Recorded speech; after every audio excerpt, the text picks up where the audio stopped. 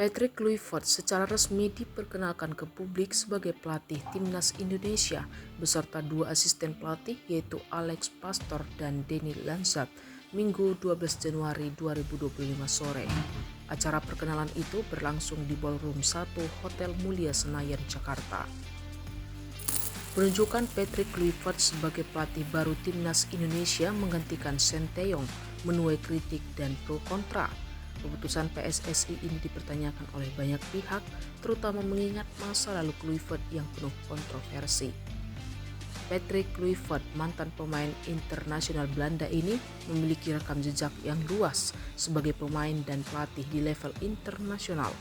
Meski Kluivert memiliki rekam jejak internasional yang solid, masa lalunya yang kontroversial termasuk keterlibatannya dalam utang judi dan kasus kekerasan seksual membuat publik mempertanyakan keputusan PSSI tentang proses seleksi yang dilakukan.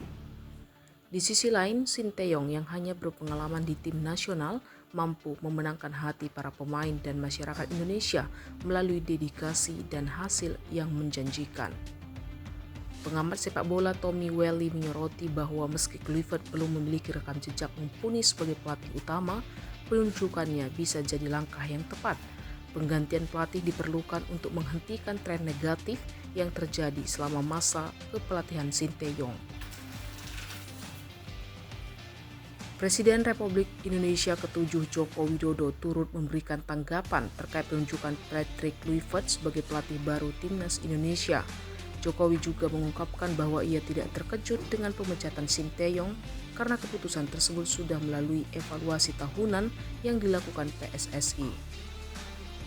Dari PSSI mesti sekali lagi pasti sudah ada kalkulasinya, pasti ada pertimbangannya. Nah, ini kan belum praktek.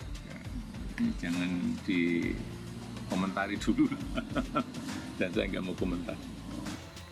Di Timnas Indonesia, Kluivert menjadi pengganti Sinteyong. Pelatih Korea Selatan itu disudahi kontraknya lebih awal, sebenarnya berlaku sampai 2027. Jangan lewatkan berita menarik lainnya hanya di channel Toba TV. Follow, like, dan subscribe channel Toba TV untuk mendapatkan informasi terbaru lainnya. Horas.